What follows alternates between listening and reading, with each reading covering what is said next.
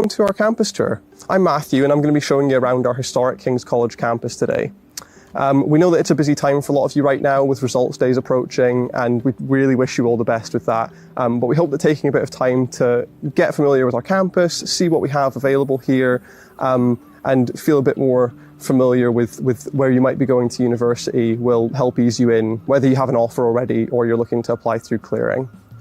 We're going to start here at the oldest part of the university. This is our King's College building, founded in 1495 when the university was founded. As you can see, pretty iconic spire-like building. We'll take you through and have a look at a bit more of it. Here we have the oldest part of the King's College campus. This is King's College Quad itself, built in 1495, and it makes us the third oldest university in Scotland and the fifth oldest in the United Kingdom. In this area we have a mix of, there are teaching rooms as well as lecture halls, so like some of your classes will take place in here. We also have the Divinity Library. For those of you studying Divinity Theology, you'll have access to that as a study space and resource centre. We also have the chapel here, which is an active chapel. You can attend services there. If you're lucky enough, you can go to a wedding there. There's also choir and other music events that take place there too. Very important note, grass here, very bad luck if you step on it. It's said that you won't pass your degree if you step on the grass, so we'd say to avoid it. This is Elphinstone Hall, another part of the centre of our King's College campus.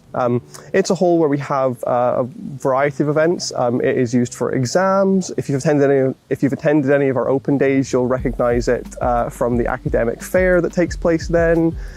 We also have societies that will run things like ceilidhs and dinners in there as well. So really great space for a lot of different events.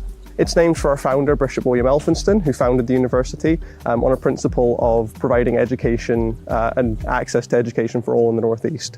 We also have the Elphinstone lawn space here. It's roped off at the minute to protect it since it's been a bit damaged over the graduation period, but hopefully by the start of term it will be looking nice and lush and green again for you, as it already is, and provides a nice space for any good days to have a sit out, enjoy the sun, catch up with people and meet people at the start of term as well.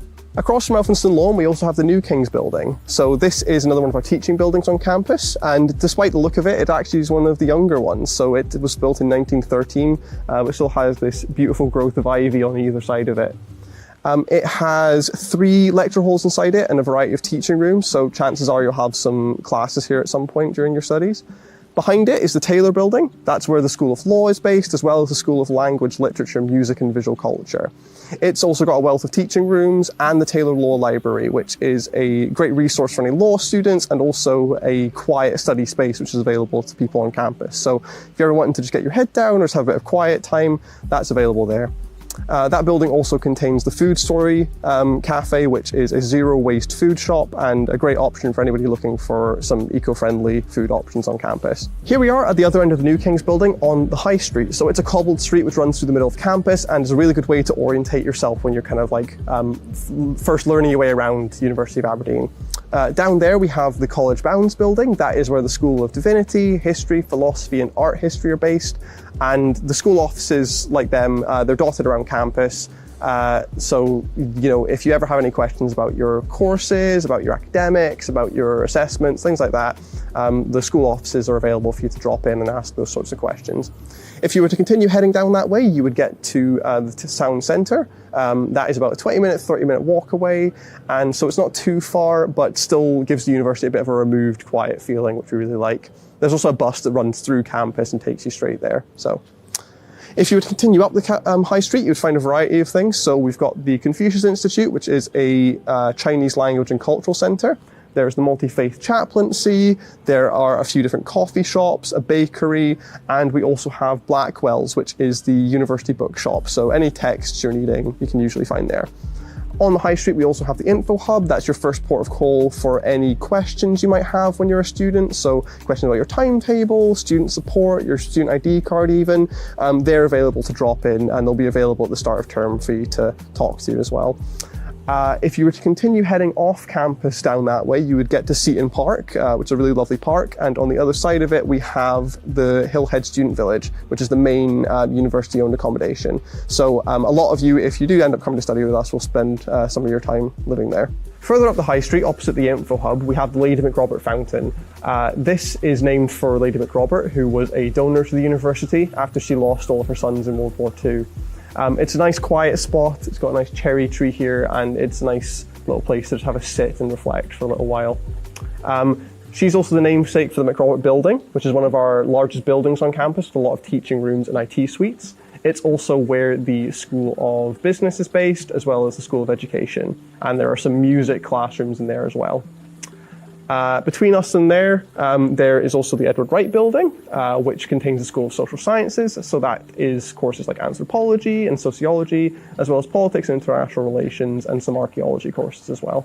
So here we have quite an exciting building to talk about. This is the Student Union Building. So this is where AUSA, which is the University of Aberdeen Student Union, is based. They are the host for all of the student-run societies in our university. So that's everything from sports societies to subject interest societies to hobby societies. They're the people who make those societies happen. So really great provider of those. They also host the Student Representation Forums, so that basically is for minority groups to have their voices heard by AUSA and the university at large. That includes the International Students Forum, the BAME Forum, and the LGBTQIA+ Forum as well. Within this building, we also have the student support services, so they're available for drop-ins. They can help you with getting some help with your studies, counselling, a whole host of different things available there. And as well as that, in this building is the Careers and Employability Service, who also provide drop-in sessions. They provide different appointments that they can have with you to sort of like test your CV skills and that sort of thing. So another great service in this building. And finally, there is the food court, which has a lot of different food and drink options available as well. Just up from the Student Union Building, we have the newest building on campus. So this is the Science Teaching Hub. It is a state-of-the-art lab teaching facility. So we've got labs top to bottom in this building. Great for any students who are studying the biological sciences or the chemical sciences, even some of the medical sciences possibly. And there's a lot of equipment in there which will be, available to you when you're doing your classes with us. Across the road here, we have the Zoology Building. That is where the School of Biological Sciences is based. So that is biology, marine biology, ecology, conservation, all those courses hosted by the School of Biological Sciences over there. And next to that building, we also have the Crookshank Botanical Gardens, which is a collection of botanical specimens. And even though it's right next to quite a busy road, it is an incredibly serene and quiet space on campus. Lots of bees, lots of flowers, and a great space to just take a quiet sit and have a break when you're studying with us. This is a plaza that we have between a couple of our different school buildings. So here we have the Meston building, which is host to a few different labs and lecture halls and teaching classrooms, and is also where the School of Natural and Computing Sciences is based. That's anything like computing science, chemistry, physics, and some maths. That's all based within that school. Some pretty cool equipment in that building. There is a basement facility which has a tidal wave simulator that's used by some civil engineering students, and yeah, just some interesting facilities indeed. Come over this way, we have the Fraser Noble Building, and that is where the School of Engineering is based. So if you're doing mechanical engineering, electrical and electronic engineering, or any energy engineering courses, this is where your school's based. A couple interesting things about them. They've got the Tau Racing Society, which is a society that works to build a race car to compete every year. And another reason why you should have a look at the different societies that are available at the university. Finally, up from those two buildings, we have the Sir Duncan Rice Library, the main library that we have here on campus. 7 floors tall, opened in 2012, and hosting a collection of 1 million+ books, all organised by subject throughout the floors. It has a huge amount of study space with desks lining each of the floors, complete with lamps and sockets for any charging that you need to do. And there's also bookable rooms and study pods for any group work you might be involved in. Underneath the building, we have the Special Collections Centre, which deal with archive materials and historical texts and prepares them for museum display.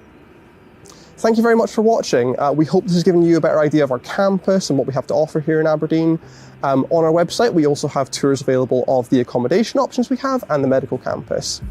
Any more questions you might have, just please get in contact.